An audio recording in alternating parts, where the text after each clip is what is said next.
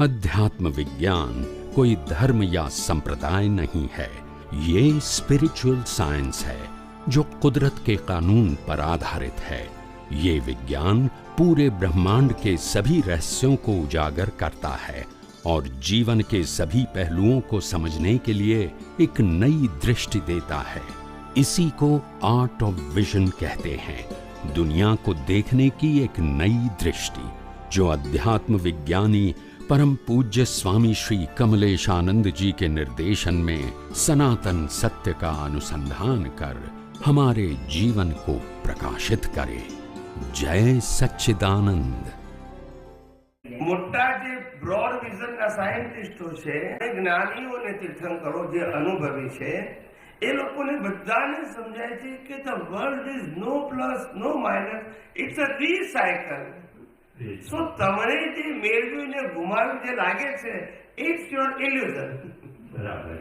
As a universal truth, no plus no minus, it's a transfer from one person to another person, that's it.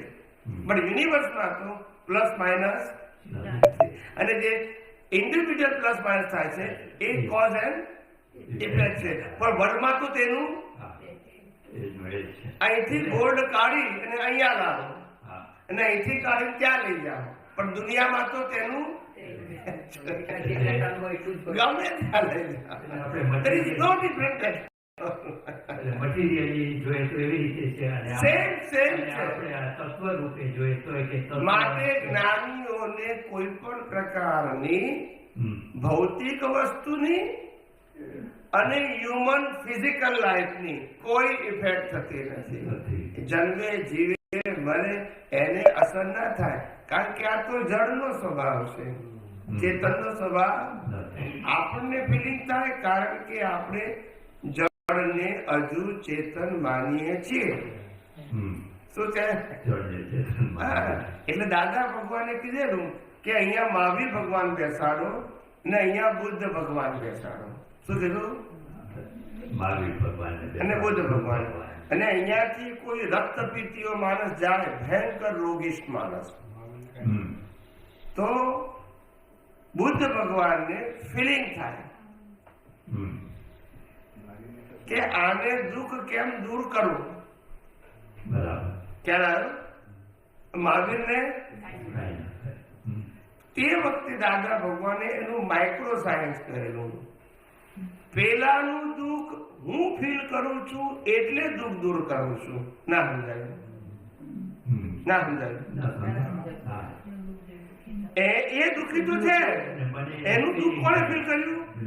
એટલે હું જે એને solution આપું છું એ મારા દુઃખનું સોલ્યુશન છે. ના સમજાયું? એ દાદા ભગવાને કહેલું.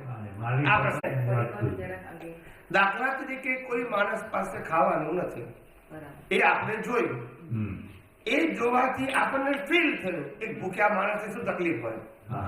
એ ફીલની સોલ્યુશન માટે આપણે એને ખાવાનું આપ્યું, તો આપણે આપણા ફીલને સોલ્વ કર્યું છે. હવે જે માણસને ફીલ ના થાય તો સોલ્યુશન ખ્યાલ આવે? શું કહું છું? એ દાદા ભગવાને તે વખતે કહ્યું.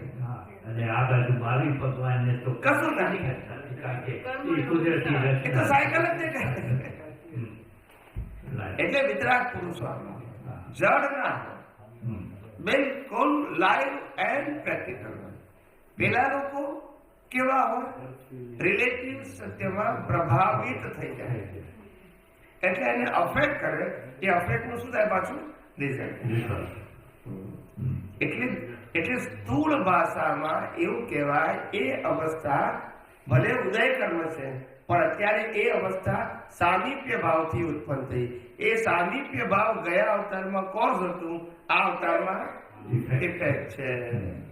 હવે તમે વિચાર કરો કે ઘરમાં 4 ભાઈઓ હોય અને 2 બહેનો હોય, પણ 2 માંથી એક બહેનને મુશ્કેલી હોય, તો 4 ભાઈઓને અસર ના થાય.